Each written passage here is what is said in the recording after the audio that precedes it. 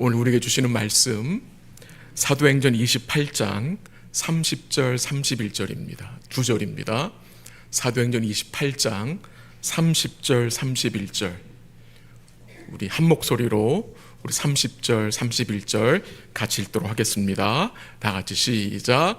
바울이 온 이태를 자기 새 집에 머물면서 자기에게 오는 사람을 다 영접하고 하나님의 나라를 전파하며 주 예수 그리스도에 관한 모든 것을 담대하게 거침없이 가르치더라. 아멘.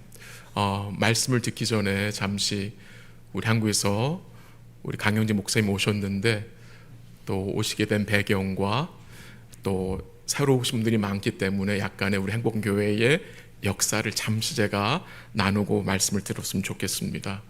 저희 북서노회, 저희 교회가 소속된 노회와 한국의 남부노회가 자매 결연을 맺었고 지난 2011년도에 행복한 교회가 개척되었을 때에 한국 남부노회에서는 조상우 목사님의 사례비를 도와주셨고 우리 북서노회에서는 교회 렌트비를 페이할 수 있도록 도와주셨습니다. 그 과정을 통해서 행복한 교회가 처음 3년 동안 큰 도움을 얻게 되었습니다. 모든 것이 주의 은혜입니다. 이제 2차 프로젝트로 두 노회가 또 연합하여서 작년에 개척된 우리 다리 놓는 교회, 우리가 이미 돕고 있는 교회죠. 기도하고 있는 교회인데 같이 돕기로 했습니다. 그래서 한국 노회에서 헌금을 준비해 오셔서 내일 열리는 북서 노회에서 헌금 전달식을 하게 됩니다. 우리 다리 놓는 교회가 주의 은혜 가운데 견고하게 세워질 수 있도록 그리고 섬기시는 우리 장홍석 목사님을 위해서 계속해서 기도해 주시기를 바랍니다. 그 모든 이제 일들을 마무리하시려고 한국 남부노회에서 세 분의 목사님이 오셨는데 그 중에 한 분인 우리 강현진 목사님이 저희 교회에 오셨습니다. 우리 강 목사님은 서울 강남교회를 심호하고 계신 참 귀한 목사님이십니다. 목사님 나오셔서 복음의 말씀을 증거하실 때에 우리 사랑하는 모든 성도들이 믿음으로 받고 또 말씀을 통해 우리 마음속에 새 힘과 위로를 얻고 주를 위해 살아가는 복된 삶이 될 수 있기를 기도합니다. 이제 목사님 나오실 때에 큰 박수로 목사님 환영하도록 하겠습니다.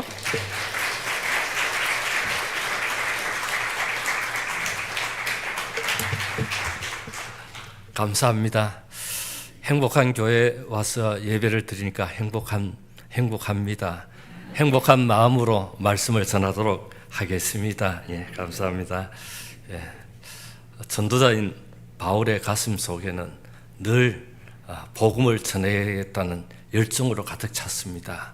한 사람이라도 더 구원하고 주님께서 주신 땅끝까지 복음을 전하라는 말씀을 늘 기억하며 열심히 달려갔습니다. 그의 비전을 구체적으로 이루기 위해서 그 당시에 세계의 중심이었던 로마도 보아야 하리라. 내가 로마에 가서 복음을 전하야겠다는 그 목적을 향해서 열심히 달려왔습니다. 드디어 바울이 로마에 도착해서 그 꿈을 이루게 되었습니다. 그는 이 일을 위해서 자신의 모든 것들을 다 걸었습니다. 복음 전하는 일을 위해서 자신의 모든 것을 다 걸었습니다.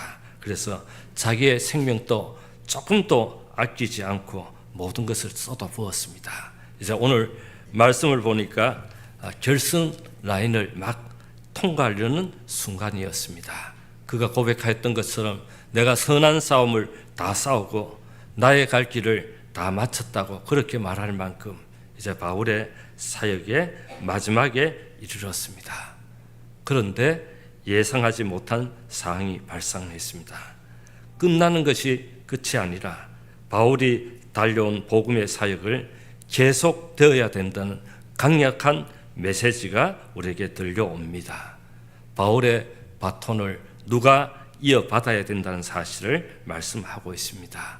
그래서 바울의 사역을 소개하는 이 사도행전의 마지막 부분을 가리키는 마침표를 찍지 않고 쉼표로 우리에게 도전을 줍니다. 사도행전을 읽는 우리에게 이제 바울의 사역이 끝났구나, 끝을 알리는 것이 아니라 바울의 사역을 보면서 잠시 자신을 살피고 이제 내가 그 바톤을 이어가야 되겠다는 그런 도전을 우리에게 주십니다. 오늘 이 말씀을 듣는 우리 모두에게도 똑같다고 생각됩니다. 우리가 보통 행복한 사람은 어떤 사람인가? 행복한 사람은 세 가지 특징을 갖고 있다고 합니다. 첫 번째는 하고 싶은 일을 하는 사람이 행복한 사람이라고 합니다. 두 번째는 해야 될 일을 하는 사람이 행복한 사람이라고 합니다. 다르게 말하면 하지 말아야 할 일을 하지 않는 것이 행복한 사람이라고 합니다. 저희 아들이 오랫동안 공부해서 학위과정을 마치고 드디어 삼성에 입사하게 되었습니다. 우리 한국에서는 삼성에 입사하는 것이 꿈입니다. 그래서 제가 아들이 삼성에 입사했으니까 제가 아들을 불러놓고 이야기를 했습니다. 너 삼성에 들어갔으니까 오랫동안 이사도 되고 삼성에서 좀 출세해봐라고 그렇게 이야기를 했습니다. 그런데 아들이 대뜸 이렇게 대답합니다. 아빠, 나는 5년 정도만 다닐 거야. 내가 와인에 관심이 많기 때문에 5년 후에는 와인에 관계되는 일을 할 거야. 그렇게 이야기했습니다. 제가 엄청나게 당황스러웠습니다. 그래서 아들을 붙들고 이야기했습니다. 목사 아들이 뭐 와인? 그게 뭐냐? 그러면서 난처하게 이야기를 했습니다. 그 이후부터 제 가슴 속에 늘 기도의 제목이었습니다. 다행스럽게도 5년이 지나고 10년이 가까운데도 아직 삼성 다니니까 다행스러운 것 같습니다. 해야 될 일을 하는 것이 행복한 사람입니다. 세 번째는 마지막 일을 하는 사람이 행복합니다. 마지막 일이란 것은 무엇입니까? 가장 가치 있는 일을 하는 것입니다. 주님 앞에 섰을 때 착하고 충성된 종이라 칭찬받을 수 있는 일을 하는 것입니다. 우리가 이 행복한 사람의 세 가지 기준으로 볼 때 바울은 행복한 사람이었습니다. 지금 이 행복한 사람의 바톤을 우리에게 이어주기를 원합니다. 여러분, 잠시 쉼표를 찍으면서 나는 행복한 삶을 살았는가 한번 점검해 보시고, 그렇지 않다면 다시 달려가는 방향을 조금 수정해서 행복한 삶을 살아가도록 열심히 달려가시길 바랍니다. 오늘 우리가 바울이 어떻게 행복한 삶을 달려왔는가, 우리가 이 바톤을 어떻게 이어서 달릴 수 있는가를 말씀을 좀 드리려고 합니다. 소명이라는 책을 썼던 오스 기네스는 이런 말을 했습니다. 직업이 끝나는 것과 소명이 끝나는 것은 혼동하지 말아야 된다. 하나님이 주신 소명에는 은퇴가 없다라고 했습니다. 나이가 들면 은퇴를 해야 됩니다. 다니던 직장을 그만두어야 됩니다. 그러나 소명은 하나님 주신 사명이 아닙니까? 끝까지 빛나는 일이 아닙니까? 주님 앞에 섰을 때 착하고 충성된 종이라 칭찬받을 수 있는 일이 아닙니까? 그 일에는 은퇴가 없다는 것입니다. 우리가 죽을 때까지 이 사명을 붙들고 달려가는 것이 성도의 삶이라는 사실을 우리에게 가르쳐주고 있습니다. 우리가 어떻게 성도의 삶을 살아야 되는가? 바울을 통해서 도전을 받아야 됩니다. 바울은 복음을 전하기 위해서 이곳 저곳을 부지런히 찾아다녔습니다.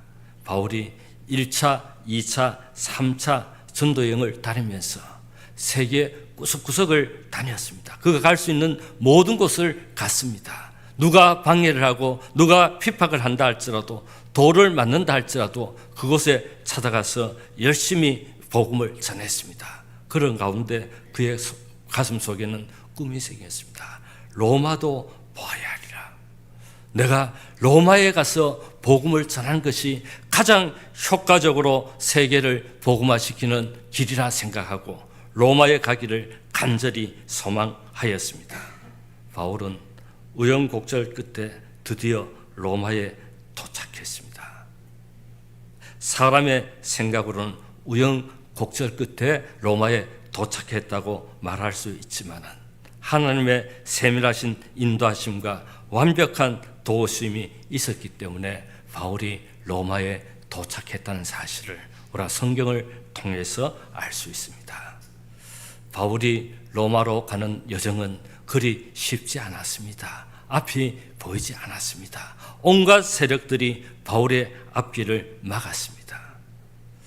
바울이 예루살렘에 도착했을 때 예루살렘에서 바울을 반대하는 세력들이 소동을 일으켰습니다. 그 소동이 얼마나 엄청난 소동이 일어났기 때문에 로마의 백부장 힘으로는 그 소동을 진압할 수가 없었습니다. 그래서 로마의 천부장이 나서서 그 사태를 수습을 했습니다.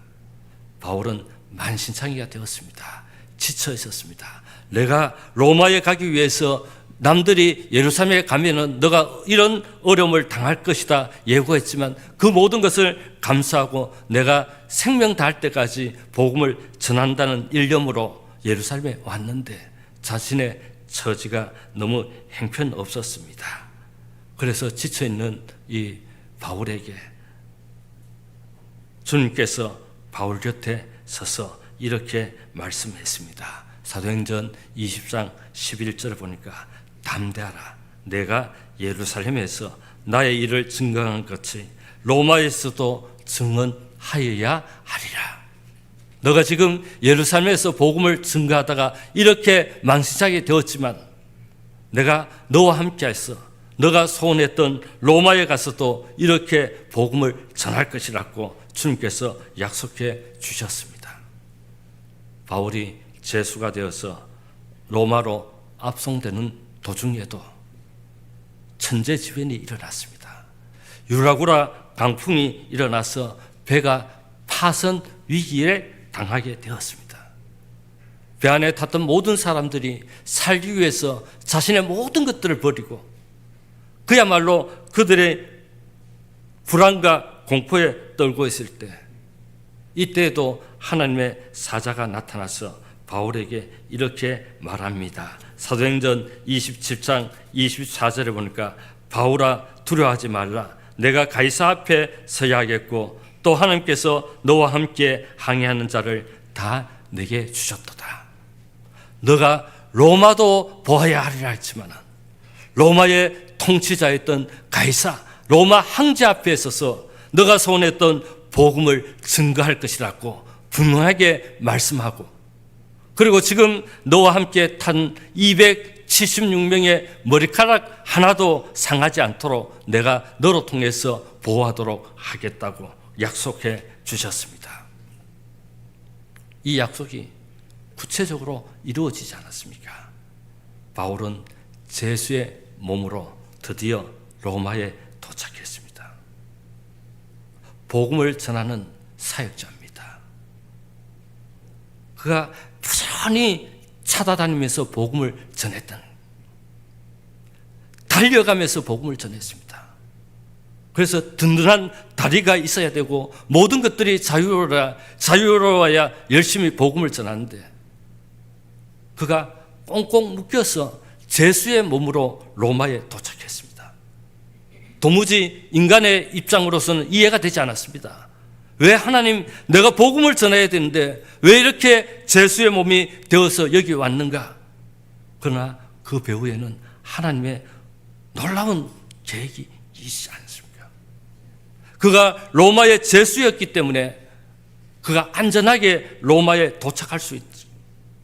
바울이 예루살렘에 도착하는 순간부터 바울을 반대하는 세력들이 바울을 죽이기 전에 먹지도 마시지도 아니하겠다고 그렇게 결사대가 40명의 결사대가 구성되어서 바울을 암살하기 위해서 혈안이 되어 있었습니다. 이런 암살의 위협에서 하나님께서 로마의 공권력을 동원해서 바울을 보호해 주셨고 안전하게 로마에 도착할 수 있도록 인도하셨다는 것입니다. 그뿐만 아니라 바울이 갇혔던 감옥이 어디였습니까? 로마 황제의 시대 안에 갇혔기 때문에 로마 황제를 경호하는 부대 안에 있는 그 감옥에 갇혔기 때문에 로마의 엘리트 중에 엘리트들인 시위대 사람들에게 밤낮으로 복음을 전할 수가 있었습니다. 바울이 감옥에서 빌립보 교회 성도들에게 편지할 때 그가 이렇게 말합니다. 로마 황제 가이사의 집 사람들도 예수를 믿게 되었다는 것이죠. 시위대 감옥에 갇혔기 때문에 로마의 엘리트 중에 엘리트들에게 복음을 전할 뿐만 아니라 황제의 가족들 가운데도 이미 그 복음을 받고 예수를 믿는 사람이 돼요. 로얄 패밀리들 가운데도 예수를 믿는 사람들이 있게 돼요. AD 313년에 로마의 황제가 기독교를 공인하지 않습니까? 그때 로마의 크리스찬들이 숫자가 많았기 때문에 그렇게 된 것이 아닙니다. 비록 소수였지만 로마를 움직이는 엘리트 중에 엘리트들이 예수를 믿는 사람들이기 때문에 그 일이 가능했다고 말을 하고 있습니다.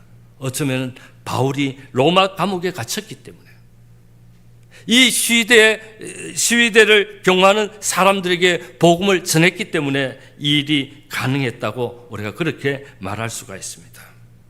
오늘 말씀에는 바울이 이제 로마 감옥에서 잠시 석방되어서 2년 동안 로마에서 새 집을 얻고 생활을 할 때의 이야기입니다. 바울이 석방되었다는 소식을 듣고 많은 사람들이 바울을 찾아왔습니다. 너무나 많은 사람들이 찾아왔기 때문에 바울을 그냥 만날 수가 없었습니다.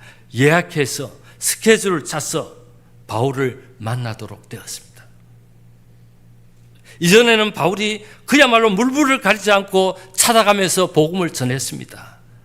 그 복음을 전할 때 엄청난 반대와 엄청난 어려움을 당했습니다. 그럼에도 불구하고 생명을 걸고 복음을 전했는데 이제는 제수의 몸이었지만은 오히려 바울을 찾아와서 바울에게 한마디의 말씀을 듣기 위하여 찾아오는 사람들이 줄을 섰다는 사실을 말씀을 하고 있지만 하나님의 역사가 얼마나 오묘하고 놀랍습니까? 우리가 인간적으로 볼 때는 바울은 망했고 바울은 이제 볼볼이 없다고 그렇게 말할 수 있지만 그러나 바울이 로마도 보아야 하리라. 한 생명이라도 더 구원하고 한 생명이라도 더 구원하기 위해서 그가 최선을 다할 때 하나님께서 그로 통해서 우리가 예상하지 못한 크고 놀라운 일들을 이루어 나가신다는 사실을 우리에게 보여주고 하지 않습니까?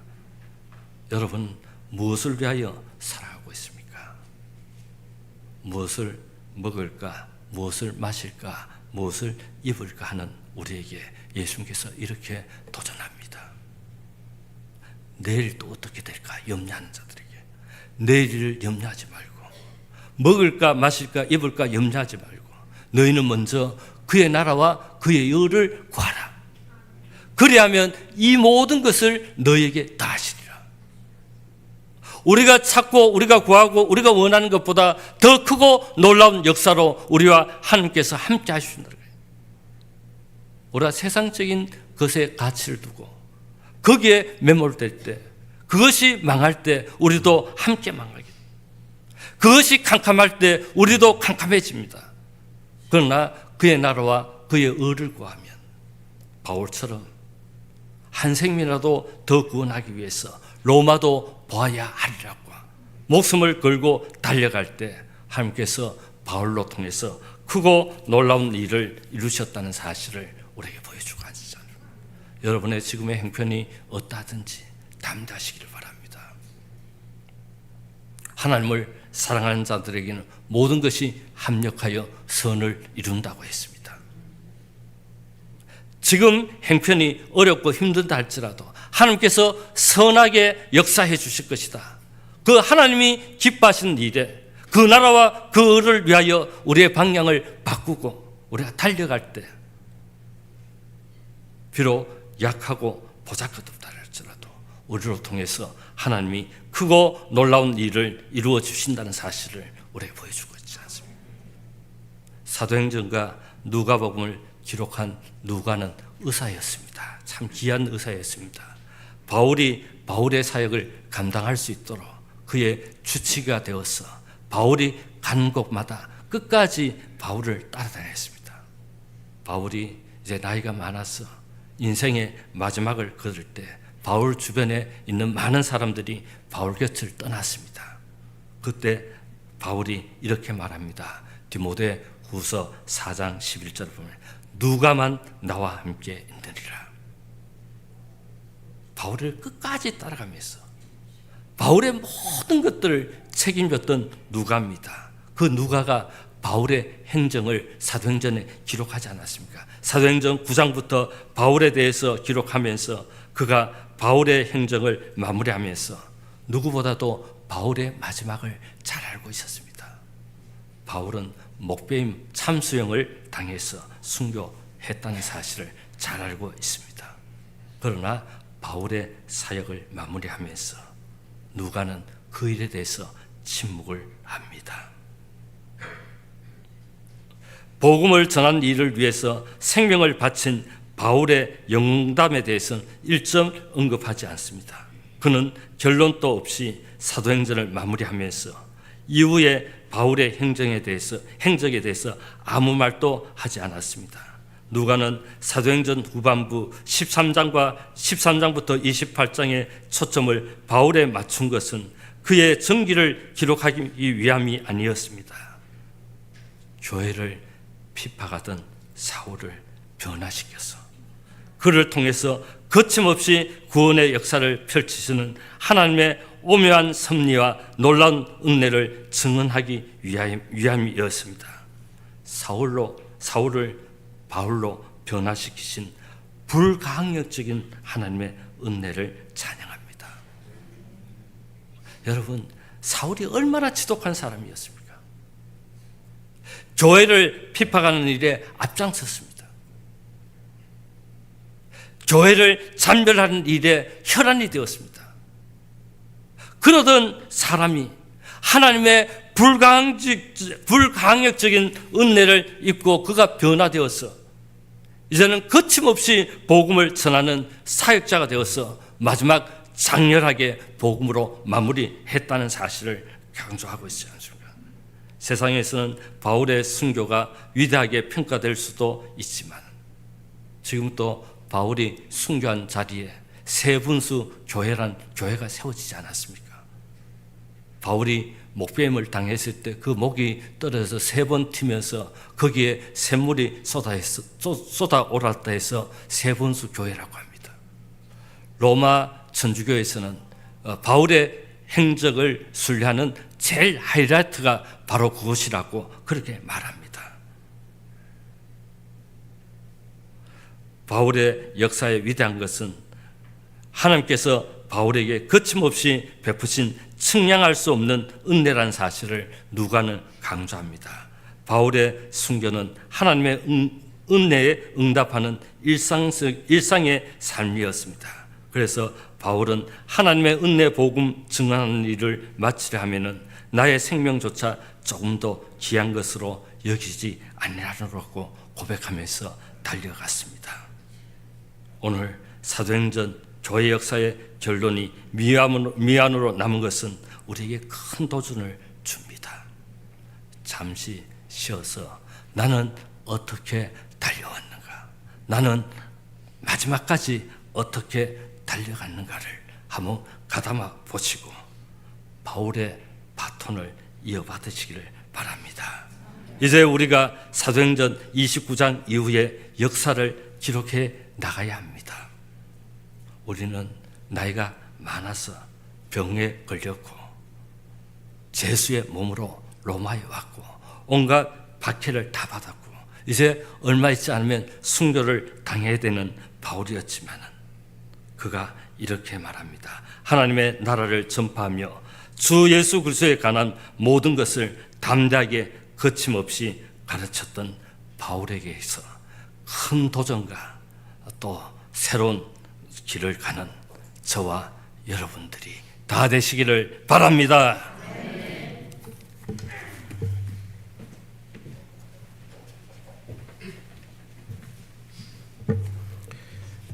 귀한 말씀 증거해 주셔서 감사합니다. 말씀을